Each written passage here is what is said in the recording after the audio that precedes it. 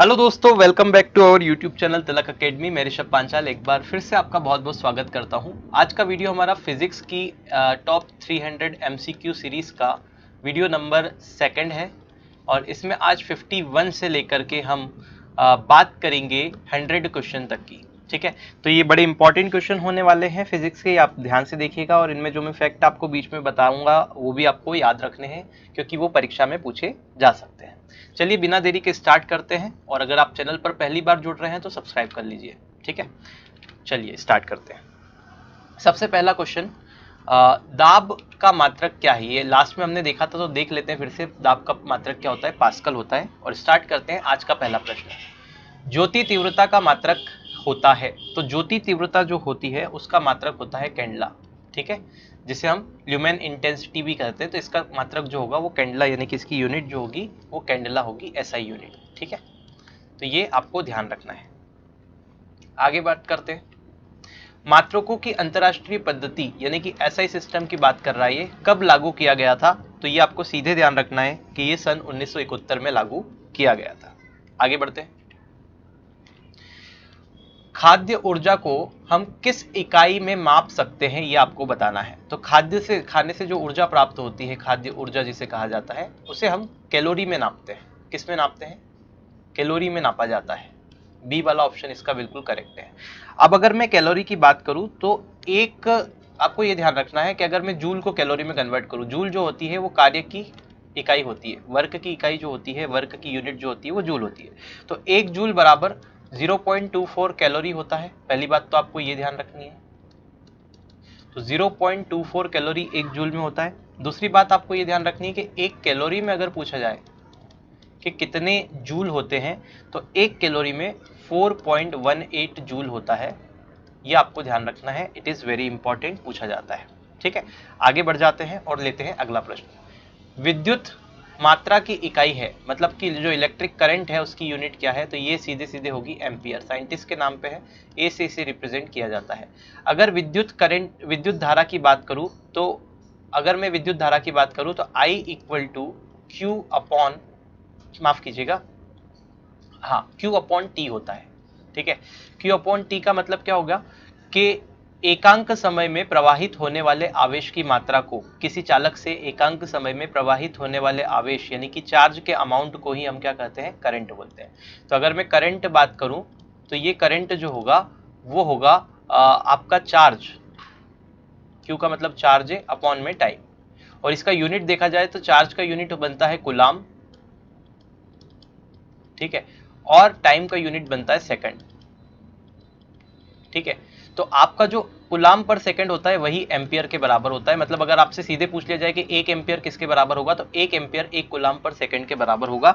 तो अगर आपसे घुमाकर क्वेश्चन पूछा जाएगा तो इस तरह से भी पूछा जा सकता है, तो आपको ये ध्यान रखना है। आगे बढ़ते हैं। एसआई पद्धति में लेंस शक्ति, लेंस की जो शक्ति है उसकी इकाई क्या है?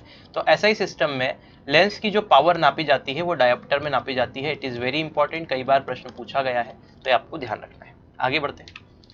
तंतु प्रकाश के बल्ब यानी कि फिलामेंट वाला जो बल्ब आता है आपका, इस तरह से जो रहता है, जिसमें यहाँ पे एक फिलामेंट लगा हुआ आता है, तो इस तरह से जो बल्ब आता है वो पहले जो चलते थे। ठीक है, एलईडी बल्ब की बात नहीं कर रहे हैं। तंतु प्रकार के प्रकाश बल्ब में प्रयोग की गई अधिकांश विद्युत शक्ति प्रकट होती है।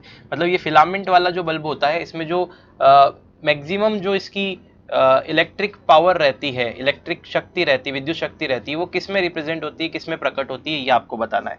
तो दोस्तों इसका जो सही उत्तर है वो विद्युत ऊष्मा के रूप में प्रकट होती है, आपको ध्यान रखना है। देखा होगा आपने, समोसे वाले हैं बल्ब को इसको यूज करते हैं गर्म करने के लिए उनको। ठीक है, कभी आपने बेक समोसा खाया हो तो अभी क्या हो रहा है कि वो लोग क्या करते हैं, नई इजाद कर लिया उन्होंने उनका, अगर वो माइक्रोवेव खराब हो जाता है तो फिर उसमें वो क्या करते हैं, बड़ा सा बल्ब लगा लेते हैं, 200 वाट का या फिर 100 वाट का बल्ब लगा देते हैं। तो उससे क्या होता है, हीट जनरेट होती है, जैसे ये बल्ब जलता है, क्योंकि फिलामेंट रहता है तो हीट जनरेट होती है, तो समोसे गर्म करते हैं उससे। चलिए आगे देखते हैं।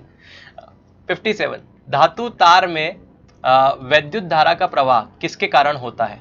तो धातु तार में वैद्युत धारा का जो प्रवाह होता है वो फ्री इलेक्ट्रॉन्स के कारण होता है, ये आपको ध्यान रखना है। ठीक है, तो मुक्त इलेक्ट्रॉनों के कारण होता है। अब यहाँ पे मुक्त तो नहीं लिखा है, इलेक्ट्रॉन लिखा हुआ है, तो इसका सही उत्तर हो जाएगा इलेक्ट्रॉन के द्वारा होता है। चलिए आगे बढ़ते हैं। बिजली के बल्ब में क्या भरा होता है? वो फिर से यही बात होगी कि ये वाला जो बल्ब आपका रहता है, फिलामेंट वाला जो बल्ब बिजली का होता है, इसके अंदर कौन सी गैस भरी होती है, क्या भरी होती है? तो इसके अंदर ऑर्गन गैस भरी होती है, ये आपको ध्यान रखना है। ये वेरी इंपॉर्टेंट क्वेश्चन है, याद रखिएगा कि बिजली के बल्ब में ऑर्गन भरी होती है। अच्छा, ये बल्ब का जो फिलामेंट होता है, ये फिलामेंट काय का बना होता है? तो ये बना होता है आपका टंगस्टन का। तो ये टंगस्टन का बना होता है, और ये टंगस्टन जो रहता है वो एक धातु होती है जिसका गलनांक जो होता है वो बहुत ज़्यादा अधिक होता है। गलनांक बहुत ज़्यादा उच्च होता है, अधिक होता है। कितना होता है? तो ये लगभग 3500 डिग्री सेल्सियस तक होता है। सारा इंपॉर्टेंट चीज़ें आपको ध्यान रखना है। अब गलनांक उच्च होने के कारण क्या होता है, ये आसानी से गलती नहीं, और इसी वजह से ये जब इसमें धारा प्रवाहित की जाती है, इसका रेजिस्टेंस बहुत हाई होता है, गलनांक बहुत ज़्यादा उच्च होता है, उसके कारण क्या होता है, गलती भी नहीं है, और ये क्या होती है, बर्न होना स्टार्ट कर देती है, और लाइट और हीट दोनों ही प्रोड्यूस करता है। ठीक है, टंगस्टन फिलामेंट। चलिए आगे बढ़ते हैं। विद्युत बल्ब का फिलामेंट किससे बना होता है, ये आपको बताना है। तो देखिए दोस्तों, विद्युत बल्ब का फिलामेंट अभी मैंने आपको बताया किससे बना होता है, टंगस्टन से बना होता है, तो इसको डिस्कस करने की और जरूरत नहीं है। आगे बढ़ते हैं। ट्रांसफार्मर के क्रोड़ के लिए सर्वोत्तम द्रव्य है। अच्छा देखिए, मुझे 4 ऑप्शन फिर से सिलेक्ट करना थे, मतलब चारों ऑप्शन के बारे में कुछ आपको जानकारी देनी थी, और आपकी कमेंट्स भी मुझे मिली कि सर आप सभी ऑप्शंस को एक बार पढ़ लीजिए और फिर सही आंसर बताइएगा। तो चलिए ठीक है, अब वो देख लेते हैं हम लोग उस हिसाब से। ट्रांसफार्मर के क्रोड़ के लिए सर्वोत्तम द्रव्य क्या है? तो देखिए, मृदु इस्पात होगा, मृदु इस्पात, स्टेनलेस स्टील, और गर्म नर्म लोहा, या फिर कठोर स्टील। तो इसका जो सही उत्तर है वो है नर्म लोहा। नर्म लोहा क्यों प्रयोग किया जाता है इसके क्रोड़ के लिए, ट्रांसफार्मर के क्रोड़ के लिए? क्योंकि ये हिस्टेरेसिस लॉस को कम करता है, ये आपको ध्यान रखना है। ठीक है, आगे बढ़ते हैं। बिजली के बल्ब के फिलामेंट के निर्माण के लिए टंगस्टन का प्रयोग किया जाता है। बिल्कुल किया जाता है। क्यों किया जाता है टंगस्टन का प्रयोग, ये आपको बताना है। तो अभी मैंने बताया टंगस्टन का जो गलनांक होता है बहुत ज़्यादा ऊंचा होता है, तो देख के ही मुझे दिख रहा है ना। तो यह सुचालक है, तो ये भी नहीं। यह सस्ती धातु है, इसलिए नहीं। यह आघातवर्धनीय है, तो इसके लिए। तो इन तीनों का तो कोई मतलब ही नहीं रह जाता है ना, 3 ऑप्शन का। इसका गलनांक ज़्यादा होता है, इसलिए हम इसका प्रयोग करते हैं, तो आपको ये ध्यान रखना है। चलिए आगे बढ़ जाते हैं। वैद्युत आवेश का एसआई मात्रक क्या है? मतलब कि आवेश का एसआई मात्रक पूछा है। तो मैंने अभी आपको बताया कि इलेक्ट्रिक करंट जो होता है वो होता है आवेश यानी कि चार्ज, है ना, अपॉन समय अंतराल यानी कि टाइम। तो हमने देखा था कि इसका मात्रक क्या था, कूलाम था, और यहाँ पे क्या बना था, समय का मात्रक सेकंड बना था। तो कूलाम पर सेकंड हुआ था, और कूलाम जो है वो आवेश का मात्रक है, इसलिए आवेश का मात्रक जो होगा वो कूलाम होगा। कूलाम एक साइंटिस्ट का भी नाम है।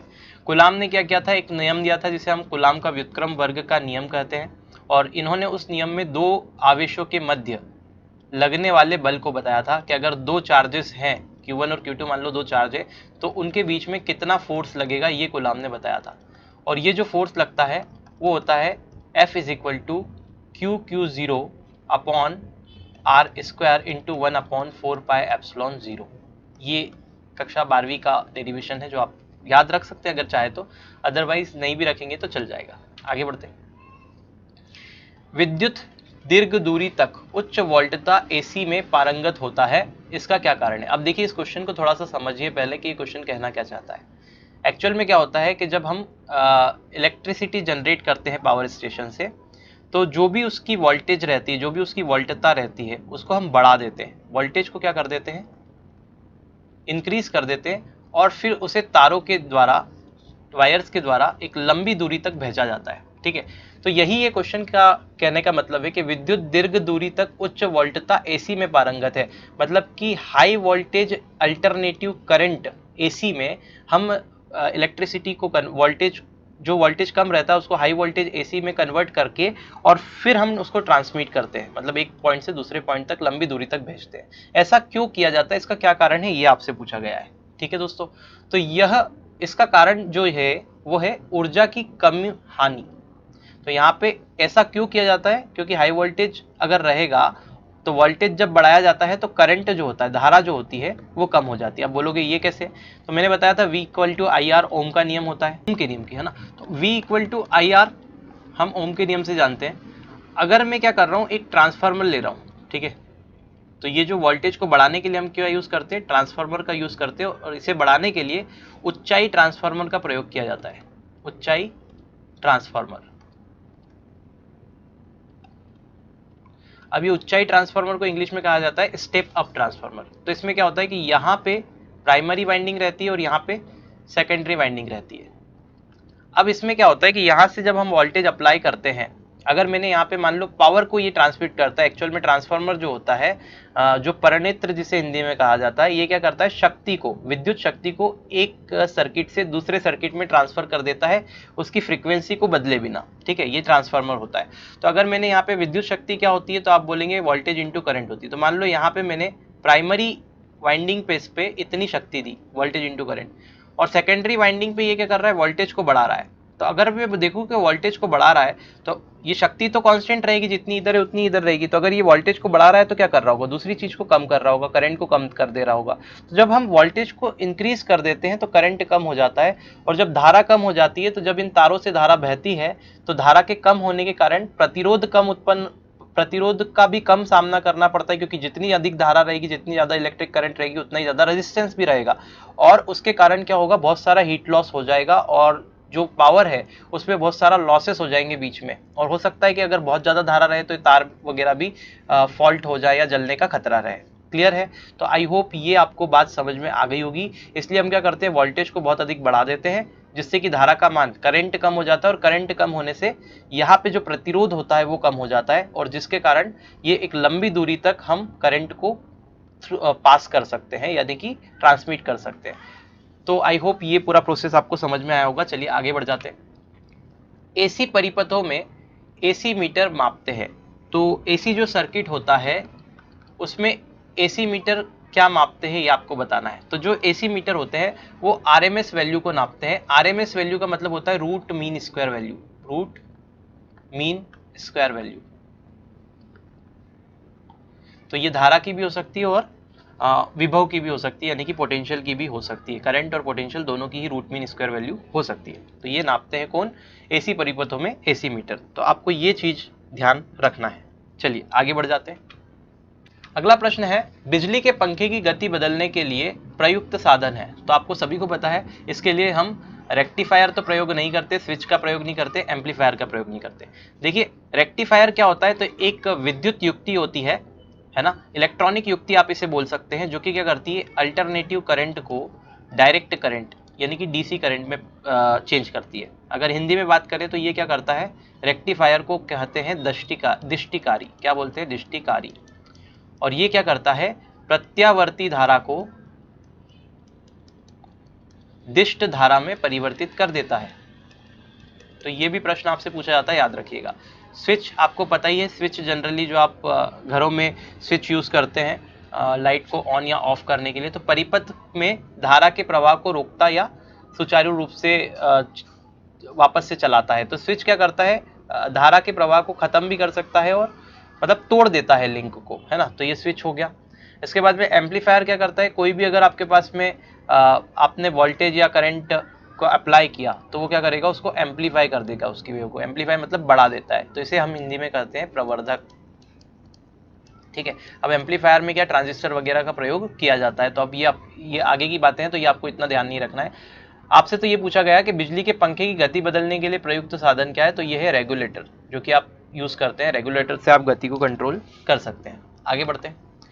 निम्नलिखित में से कौन सबसे अधिक प्रत्यास्थ है। तो इनमें से सबसे ज्यादा प्रत्यास्थ कौन है। अब प्रत्यास्थ का मतलब होता है इलास्टिक।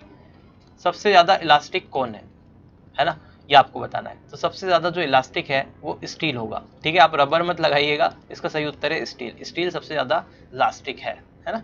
आगे बढ़ते हैं। इलास्टिक होता क्या है, एक्चुअल में इलास्टिसिटी क्या होता है, प्रत्यास्थता क्या होता है।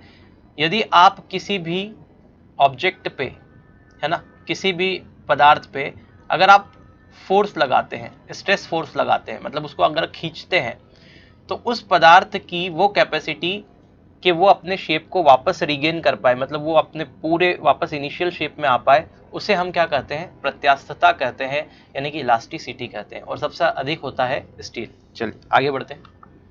वह कौन सा बल है जिसके कारण पिंड धरती के केंद्र की ओर खींचा चला जाता है। तो ये बड़ा आसान है, इसको बताने की जरूरत नहीं है, ये है गुरुत्वाकर्षण बल। अच्छा, गुरुत्वीय त्वरण का मान पृथ्वी के लिए 9.8 मीटर पर सेकंड स्क्वायर होता है, ये आपको ध्यान रखना है। और गुरुत्वीय सार्वत्रिक गुरुत्वीय नियतांक की अगर बात करें, माफ कीजिएगा, सार्वत्रिक गुरुत्वाकर्षण नियतांक जिसे हम कहते हैं यूनिवर्सल ग्रेविटेशनल कांस्टेंट, तो इसकी वैल्यू होती है 6.67 इंटू 10⁻⁻11 न्यूटन मीटर स्क्वायर पर कूलम स्क्वायर। ठीक है, ये आपको ध्यान रखना है, यूनिट भी ध्यान रखनी है, वैल्यूज भी ध्यान रखनी है, पूछी जा सकती है। आगे बढ़ जाते हैं। पृथ्वी के गुरुत्वाकर्षण का कितना भाग चंद्रमा के गुरुत्वाकर्षण के सबसे नजदीक है? मतलब कि आपको ये बताना है कि चंद्रमा पर जो गुरुत्वाकर्षण है वो पृथ्वी का कितना भाग है, सीधे सीधे तो ये 1/6 होता है। तो चंद्रमा पे पृथ्वी के गुरुत्वाकर्षण का 1/6 होता है, जिसके कारण भार भी जो होता है चंद्रमा पर 1/6 हो जाता है पृथ्वी का। आगे बढ़ते हैं। आर्किमिडीज का नियम निम्न में से किससे संबंधित है? तो आर्किमिडीज का जो नियम है वो प्लवन से संबंधित है, प्लवन से संबंधित है, माफ कीजिएगा। तो प्लवन से संबंधित है आर्किमिडीज का नियम। अब आर्किमिडीज प्रिंसिपल होता क्या है जरा देख लीजिए थोड़ा सा। तो आर्किमिडीज प्रिंसिपल ये बोलता है कि मान लीजिए कि एक वाटर का कंटेनर है जो कि पूरी तरह से पानी से भरा हुआ है। इसके अंदर अगर आप कोई ऑब्जेक्ट डालते हैं, अगर इसके अंदर कोई ऑब्जेक्ट डालते हैं, मान लो इसका मास m है, इसका द्रव्यमान m है ना, या फिर मैं मान लेता हूं इसका भार 2 किलो है, 2 kg है। तो जब आप इसको अंदर डालेंगे तो यहां से अगर ये फुल भरा हुआ था वाटर, तो यहां से वाटर कुछ बाहर निकलेगा, क्योंकि आपने ऑब्जेक्ट डाला तो वाटर बाहर निकलेगा। तो आर्किमिडीज प्रिंसिपल ये बोलता है कि जो भी वाटर यहां से बाहर निकला है वो इसके द्रव्यमान के जस्ट बराबर होगा। जो पिंड आपने अंदर डाला है उसका द्रव्यमान और वाटर का विस्थापन, जो वाटर का डिस्प्लेसमेंट वहां से हुआ है, दोनों का वेट यानी कि द्रव्यमान जो होगा वो, माफ कीजिए, वेट यानी कि भार जो होगा वो समान होगा, बराबर होगा। ठीक है, ये कौन बोलता है? आर्किमिडीज प्रिंसिपल बोलता है। तो ये आपको ध्यान रखना है कि आर्किमिडीज का जो प्रिंसिपल है, सिद्धांत है, वो प्लवन का नियम से संबंधित है, ये आपको ध्यान रखना है। चलिए आगे बढ़ते हैं। श्यानता की इकाई है, श्यानता को कहा जाता है विस्कोसिटी। तो ये विस्कोसिटी की इकाई आपसे पूछा है कि क्या है, तो इसकी जो इकाई है वो वाइज है। ठीक है, क्या है? वाइज। तो ये आपको ध्यान रखना है कि विस्कोसिटी की जो इकाई है वो वाइज है। आगे बढ़ जाते हैं। दूध से क्रीम निकालने में कौन सा बल लगता है? तो दूध से जब क्रीम निकाला जाता है तो वहां पर अपकेंद्रीय बल काम करता है, जिसे हम कहते हैं सेंट्रीफ्यूगल फोर्स। एक होता है अभिकेंद्रीय बल जो कि यहाँ पे लिखा हुआ है, जिसे हम सेंट्रीपिटल फोर्स कहते हैं। अभिकेंद्रीय क्या बल होता है जरा देखिए, अगर कोई वस्तु वृत्ताकार मार्ग में गति कर रही है तो उस वस्तु पर केंद्र की ओर जो बल लगाया जाता है उसे हम अभिकेंद्रीय बल कहते हैं। ऐसे ही अपकेंद्रीय बल जो होता है वो इधर बाहर की तरफ लगता है। तो दूध से क्रीम निकालने में जो बल इस्तेमाल होता है वो अपकेंद्रीय बल होता है, ये आपको ध्यान रखना है। घर्षण तो होगा नहीं यहाँ पे, इनमें से कोई भी नहीं होगा, अभिकेंद्रीय भी नहीं, तो अपकेंद्रीय होगा। चलिए आगे बढ़ते। चाबी भरी घड़ी में कौन सी ऊर्जा होती है? तो चाबी से भरी हुई घड़ी में आपको पता है पोटेंशियल एनर्जी होगी, स्थितिज ऊर्जा होती है। तो पोटेंशियल एनर्जी, स्थितिज ऊर्जा, जिसका एक नॉर्मल फॉर्मूला हम mgh भी बोल सकते हैं। अगर कोई ऑब्जेक्ट h हाइट पे है और उसका द्रव्यमान m है तो पोटेंशियल एनर्जी का फॉर्मूला होगा mgh। गतिज ऊर्जा का सूत्र होता है 1/2 mv², जहाँ पे m वस्तु का द्रव्यमान है और v वस्तु का वेग है। ठीक है, संचित ऊर्जा जो रहती है किसी पदार्थ में वो आपको पता ही है क्या होता है। और यांत्रिक ऊर्जा मतलब कि जो भी मैकेनिकल आप वर्क करते हो उससे जो एनर्जी प्रोड्यूस होती है, that will be mechanical energy यानी कि यांत्रिक ऊर्जा। आगे बढ़ जाते हैं। अच्छा, ऊर्जा की जो इकाई होती है, यूनिट ऑफ एनर्जी क्या होती है? कोई भी ऊर्जा की अगर आपसे इकाई पूछ ली जाए तो वो जूल ही होती है। ठीक है, जो वर्क की इकाई होती है, मतलब जो कार्य की इकाई होती है, वही ऊर्जा की भी इकाई होती है। तो आपको याद रखना है कि कार्य जो होता है वो ऊर्जा का ही एक रूप है। तो जो भी ऊर्जा, कोई भी ऊर्जा आपसे पूछ ले तो उसकी इकाई आपको जूल लगानी है, जो कार्य की इकाई होगी वही ऊर्जा की होगी। आगे बढ़ते हैं। सूर्य की ऊर्जा उत्पन्न होती है, तो सूर्य की जो ऊर्जा उत्पन्न होती है वो नाभिकीय संलयन अभिक्रिया द्वारा होती है। नाभिकीय संलयन में क्या होता है, 2 हाइड्रोजन के अणु मिल करके हीलियम में कन्वर्ट होते हैं और इसमें बहुत अधिक टेम्परेचर और प्रेशर की ज़रूरत होती है। तो ये जो ऊर्जा होती है इसके कारण ही सूर्य की यही मतलब ये अभिक्रिया जो है यही सूर्य की ऊर्जा का एक स्रोत है। तो ये आपको ध्यान रखना है। चलिए आगे बढ़ते हैं। वायुमंडल में बादलों के तैरने का कारण है, तो जो वायुमंडल में बादलों के तैरने का कारण है वो है उनका घनत्व। ठीक है, तो वायुमंडल में बादलों के तैरने का कारण है घनत्व। क्लियर? तो यहाँ पे इसका आंसर होगा घनत्व, ये भी आप याद रख सकते हैं। वस्तु की मात्रा बदलने पर क्या अपरिवर्तित रहेगा? तो देखिए दोस्तों, वस्तु की अगर मात्रा बदल दी जाए तो उसकी मात्रा को कितना ही बदल दो आप, तो आयतन चेंज हो सकता है, द्रव्यमान चेंज हो सकता है, भार भी चेंज हो सकता है, लेकिन घनत्व वही रहेगा जो पहले वाली मात्रा में था। ठीक है, तो वस्तु की मात्रा को अगर बदल भी दोगे तो घनत्व जो रहेगा वो अपरिवर्तित रहेगा। अगला प्रश्न देखते हैं। जल में तैरना न्यूटन के गति के किस नियम का उदाहरण है और किस नियम के कारण संभव है? तो न्यूटन की गति के 3 नियम हैं। पहला नियम ये बोलता है कि यदि कोई वस्तु गतिमान है तो वो गतिमान रहेगी, और अगर कोई वस्तु स्थिर अवस्था में तो स्थिर ही रहेगी। कब तक? जब तक कि उस पर कोई बाह्य बल आरोपित न किया जाए। दूसरा नियम न्यूटन की गति का ये बोलता है कि किसी वस्तु के संवेग में परिवर्तन की दर यानी कि dp/dt उस पर आरोपित बाह्य बल के समानुपाती होती है। मतलब कि dp/dt संवेग में परिवर्तन की दर समय के सापेक्ष उस पर आरोपित बाह्य बल के समानुपाती होती है। मतलब जितना ज्यादा बल लगाओगे उतना ज्यादा संवेग में परिवर्तन होगा वस्तु के। तीसरा नियम बोलता है प्रत्येक क्रिया की विपरीत और बराबर प्रतिक्रिया होती है। मतलब every action has its equal and opposite reaction. तो जो आप तैरते हैं पानी में तो आप क्या करते हैं, आगे की ओर हाथ चलाते हो, मतलब आप पीछे की ओर पानी को धकेलते हैं और आपकी बॉडी आगे की तरफ जाती है। तो ये न्यूटन की गति का तीसरा नियम है ना। प्रत्येक क्रिया की विपरीत और बराबर प्रतिक्रिया होती है। आगे बढ़ते हैं। निम्नलिखित में से कौन सी राशि सदिश नहीं है? अब यहाँ पे नहीं को जरूर पढ़िएगा, कौन सी राशि सदिश नहीं है? तो वेग एक सदिश राशि है, वेक्टर क्वांटिटी है। यहाँ पे आपसे पूछा है कौन सी क्वांटिटी वेक्टर नहीं है, तो वेग सदिश राशि है। विस्थापन यानी डिस्प्लेसमेंट भी सदिश यानी कि वेक्टर राशि है, और बल यानी कि फोर्स भी वेक्टर क्वांटिटी है। आयतन एक अदिश राशि है, तो आयतन इसका सही उत्तर होगा। आगे बढ़ जाते हैं और लेते हैं अपना अगला प्रश्न। एंगस्ट्रॉम जो होता है वो क्या मापता है? तो एंगस्ट्रॉम जो होता है उससे तरंग दैर्घ्य को नापा जाता है। तरंग दैर्घ्य इस तरह से कुछ लिखा जाता है। तो एमस्ट्रॉम से जो तरंग दैर्घ्य को नापा जाता है, अब एक एमस्ट्रॉम की जो वैल्यू होती है वो होती है 10⁻⁻10 मीटर। एक एंगस्ट्रॉम में कितना होता है? 10⁻⁻10 मीटर के बराबर ये होता है। और मैंने जैसा कि बताया इससे तरंग दैर्घ्य को ही नापा जाता है। ठीक है, अगर आपसे बोल दे कि दूरी को नापने की सबसे छोटी इकाई क्या है, तो आप कहेंगे फर्मी है। ठीक है, और एक फर्मी जो होता है 10⁻⁻15 मीटर के बराबर होता है।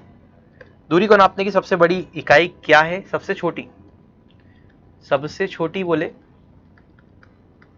तो फर्मी। किसी ने कहा था नैनोमीटर दे रखा है गूगल पे, नैनोमीटर नहीं होगा दोस्त। नैनोमीटर का मतलब होता है 10⁻⁻9 मीटर।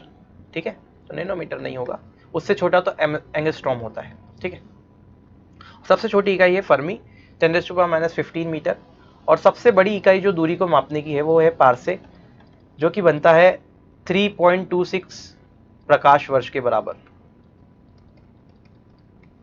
एक पार्सेक में 3.26 प्रकाश वर्ष होता है। अगर देखें तो 3.26, और प्रकाश वर्ष, एक प्रकाश वर्ष में 9.46 इंटू 10⁻12 किलोमीटर होता है। तो आप इसका मल्टीप्लाई कर लीजिएगा, इतने किलोमीटर की जो दूरी होती है वो एक पार्सेक के बराबर होती है। ठीक है, चलिए आगे बढ़ते हैं।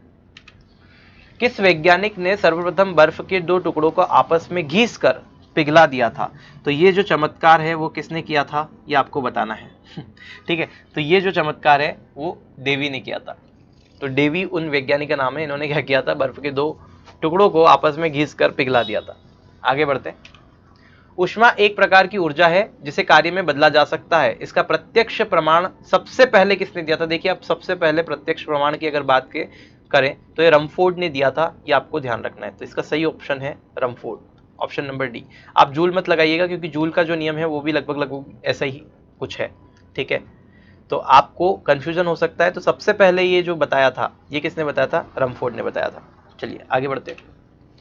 लोहे की सुई पानी की सतह पर तैरती है, इस परिघटना का क्या कारण है? तो जो लोहे की सुई है वो पानी की सतह पर तैरती है। ठीक है, ये क्यों होता है? तो ये सभी को आपको पता है, ये पृष्ठ तनाव यानी कि सरफेस टेंशन ऑफ वाटर के कारण होता है। किसके कारण होता है? सरफेस टेंशन के कारण, पृष्ठ तनाव के कारण। चलिए आगे बढ़ते हैं। निम्नलिखित में से किस द्रव का घनत्व सबसे कम होता है? तो सबसे कम घनत्व वाला द्रव आपको बताना है। मरकरी, पारा, ये तो बहुत गाढ़ा होता है, इसका घनत्व भी ज्यादा होगा। स्वच्छ जल का घनत्व, नमकीन जल का घनत्व सभी का ज्यादा होगा। किसकी अपेक्षा? पेट्रोल की अपेक्षा, आपने देखा होगा। ठीक है, तो पेट्रोल का घनत्व इनमें से सबसे कम है। चलिए आगे बढ़ेंगे। एक हॉर्स पावर कितने वॉट के बराबर होता है? तो आपको सभी को पता है एक हॉर्स पावर जो होता है वो 746 वॉट के बराबर होता है। अच्छा, विद्युत ऊर्जा की जो इकाई है वो है वॉट, है ना। और विद्युत ऊर्जा की अगर कमर्शियल इकाई की बात करें, व्यावसायिक यूनिट की बात करें, इकाई की बात करें विद्युत ऊर्जा की, तो वो है किलो वॉट आवर, ठीक है, जिसे KWH कहा जाता है, किलो वॉट घंटा, किलो वॉट आवर। जो आपके बिजली के मीटर लगे होते हैं घरों के बाहर, वो इसी में विद्युत ऊर्जा को मापते हैं, और 1 किलो वॉट आवर का मतलब होता है 1 यूनिट, जिसके हिसाब से आपसे पैसा चार्ज किया जाता है। आगे बढ़ते हैं।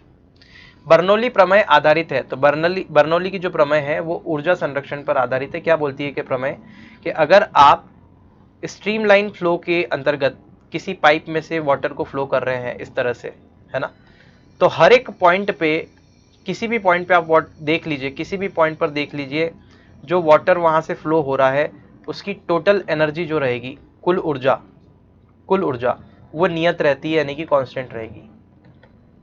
तो स्ट्रीमलाइन फ्लो अगर किसी भी ट्यूब से हो रहा है, तो ट्यूब के किसी भी पॉइंट पे आप देख लीजिए, overall energy of the water, total energy अगर वाटर की बात करें तो वो कांस्टेंट रहेगी, एक नियतांक रहेगी, ठीक है। तो ये होती बर्नौली की प्रमेय, आपको याद रखना है, आप चाहे तो याद भी रख सकते हैं, अदरवाइज ये तो ये जरूर याद रखिएगा कि ये ऊर्जा संरक्षण पर आधारित है। बर्फ पर दाब बढ़ाने पर उसका गलनांक क्या होता है? तो जब भी दोस्तों बर्फ का दाब बढ़ाया जाता है तो उसका जो गलनांक होता है ना, दाब का उल्टा प्रभाव बर्फ पे पड़ता है। दाब अगर बढ़ा देंगे तो उसका गलनांक घट जाएगा, यानी कि कम हो जाता है। इंपॉर्टेंट है, कई बार पूछा गया और कंफ्यूजन क्रिएट करता है, तो आपको ध्यान रखना है कि घटेगा हमेशा, ठीक है, दाब बढ़ाने पर।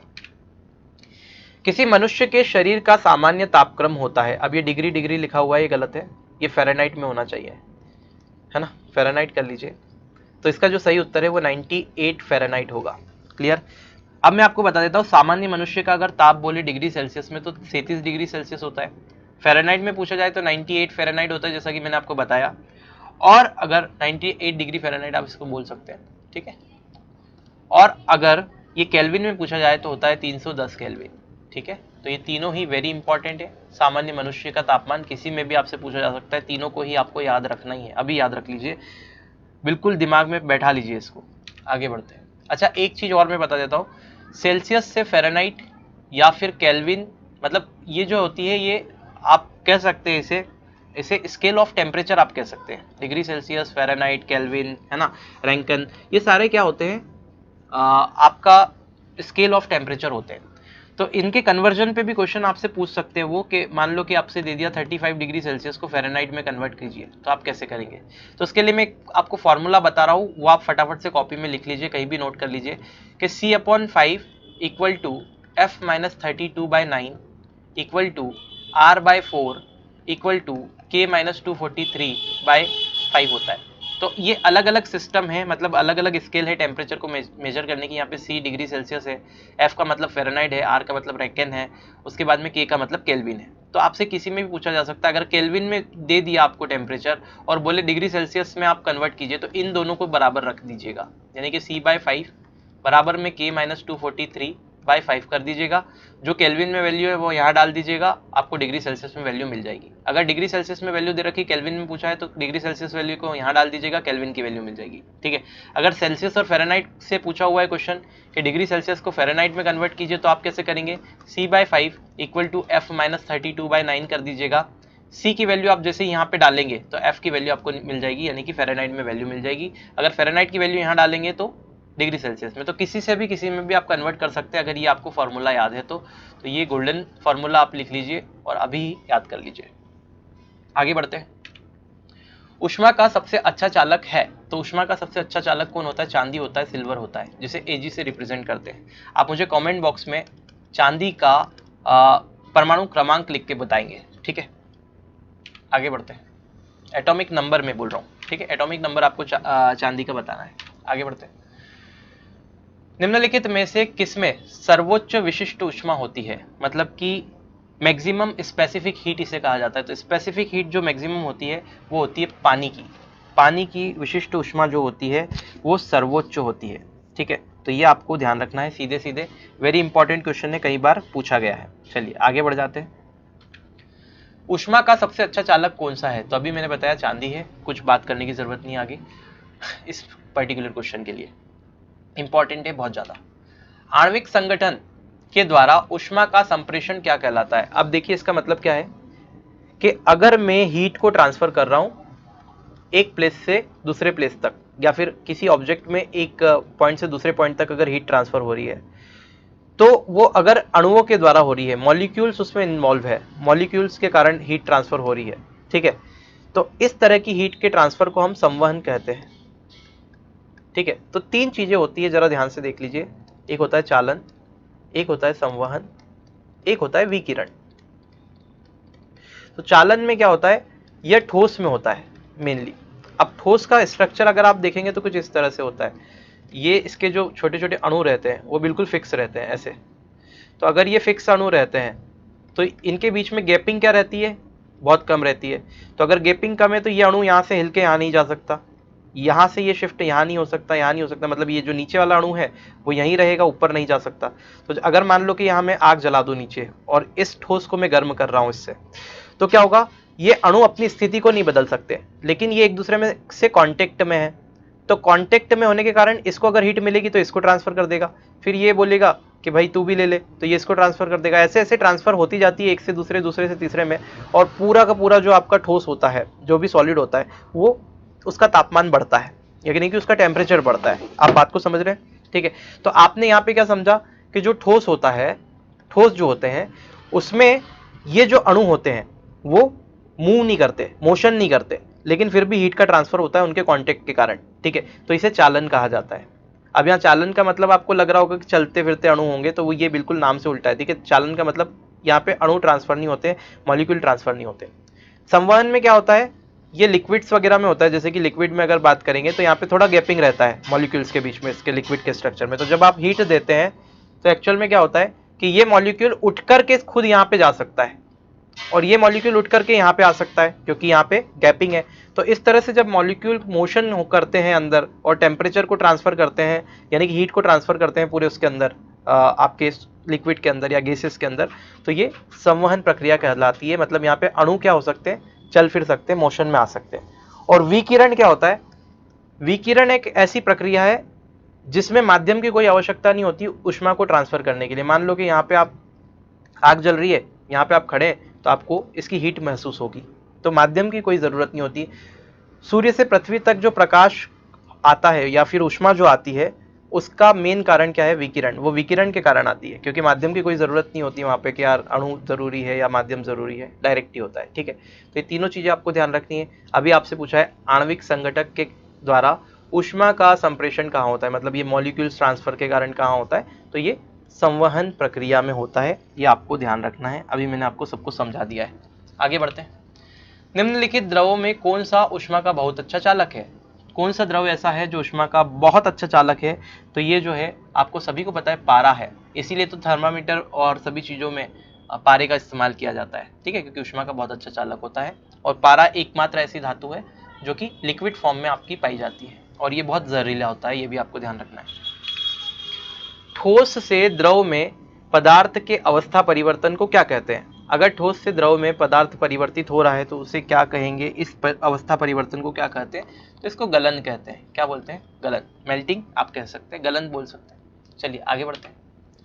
ठोस कपूर से वाष्प बनने की क्रिया को क्या कहते हैं? मतलब ठोस जो है सीधे सीधे वाष्प में कन्वर्ट हो रहा है, तो इस प्रकार की जो क्रिया होती है उसे हम कहते हैं ऊर्ध्वपातन। क्या कहते हैं? ऊर्ध्वपातन, ठीक है। आई थिंक इंग्लिश में इसे सब्लिमेशन करते हैं, आप एक बार प्लीज चेक कर लीजिएगा, वैसे सब्लिमेशन ही होता है, ऊर्ध्वपातन। चलिए ठीक है, आगे बढ़ते हैं। किसी ठोस पदार्थ के बिना द्रव में बदले सीधे वाष्प अवस्था में परिवर्तन होने को कहते हैं, ठीक है। कोई भी ठोस पदार्थ है वो बिना द्रव में बदले क्या हो रहा है, सीधे के सीधे वाष्प में कन्वर्ट हो रहा है। ठोस द्रव में कन्वर्ट हो ही नहीं रहा है, ठोस से सीधे वाष्प में कन्वर्ट हो रहा है। तो इस तरह की जो प्रक्रिया होती है, इस प्रक्रिया को क्या कहा जाता है? तो फिर से मैं बोल रहा हूँ, इस प्रक्रिया को क्या कहा जाता है? ऊर्ध्वपातन। देखिए जरा ध्यान से, ठोस कपूर का वाष्प में बदलना, मतलब ठोस है और सीधे वाष्प में बदल रहा है, द्रव का बीच में काम ही नहीं, लिक्विड में बात ही नहीं हो रही है। तो वही चीज है, एग्जाम्पल देके पूछा गया है और यहाँ पे सीधे पूछा गया है, तो आपको दोनों ही ध्यान रखना है। ऊर्ध्वपातन होता है, दो तरीके से क्वेश्चन पूछा जा सकता है, ये भी ध्यान रखना है। ऊर्ध्वपातज पदार्थ है, तो आपको बताना है ऊर्ध्वपातज जो पदार्थ है वो कौन सा है। तो यहाँ पर देखिए कपूर, एथिलीन, क्लोराइड और अमोनियम, ये तीनों ही ऊर्ध्वपातज पदार्थ है, मतलब सीधे ठोस से क्या हो जाते हैं, वाष्प में कन्वर्ट हो जाते हैं। सभी उपयुक्त सभी इसका सही ऑप्शन है। जिस ताप पर कोई द्रव ऊष्मा पाकर वाष्प में बदल जाता है, जिस तापमान पर कोई द्रव ऊष्मा पाकर क्या होता है, वाष्प में बदलता है, वह तापमान क्या कहलाता है। तो ये तो बड़ा आसान क्वेश्चन है। ये जो तापमान होता है ये उसका क्वथनांक कहलाता है। ठीक है, क्वथनांक यानी कि बॉइलिंग पॉइंट इसे कहा जाता है। आगे बढ़ते हैं। शुद्ध पदार्थ में कोई अन्य पदार्थ मिला देने पर उसके गलनांक पर क्या प्रभाव पड़ता है, मतलब कि अगर प्योर मटेरियल है उसमें अगर इम्प्योरिटी आपने मिला दी तो उसके मेल्टिंग पॉइंट पे क्या इफेक्ट पड़ेगा, ये आपसे पूछा है। तो इसका जो सही उत्तर होगा वो होगा इट विल डिक्रीसेस, यानी कि वो कम हो जाएगा, घट जाता है। मेल्टिंग पॉइंट क्या हो जाता है, गलनांक जो होता है वो कम हो जाता है। आगे बढ़ते हैं और अगला प्रश्न लेते हैं। मिश्र धातुओं के गलनांक उनके अवयवी धातुओं की अपेक्षा क्या होता है, बराबर होंगे, निम्न होंगे, उच्च होंगे या इनमें से कोई नहीं। तो इसका जो सही उत्तर होगा वो होगा निम्न, यानी कि कम होता है। तो मिश्र धातुओं के जो भी गलनांक होते हैं उनकी अवयवी धातु रहती है, मेन जो धातु रहती है, मेन जो मेटल्स रहती है उनसे कम ही होते हैं मिश्र धातु के, यानी कि एलॉयज के। चलिए आगे बढ़ते हैं।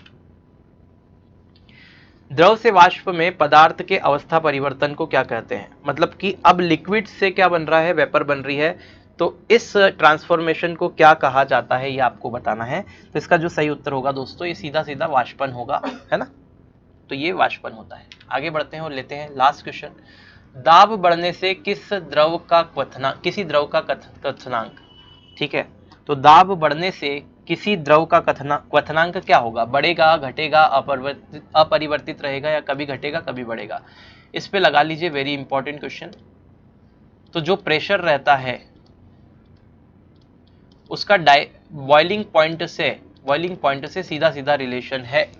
इसका मतलब यह है कि अगर आप प्रेशर को बढ़ाओगे तो बॉइलिंग पॉइंट भी बढ़ेगा, प्रेशर को कम करोगे तो बॉइलिंग पॉइंट भी कम होगा, यानी कि दाब बढ़ाने पर क्वथनांक हमेशा बढ़ेगा, दाब को कम करेंगे तो क्वथनांक हमेशा घटेगा।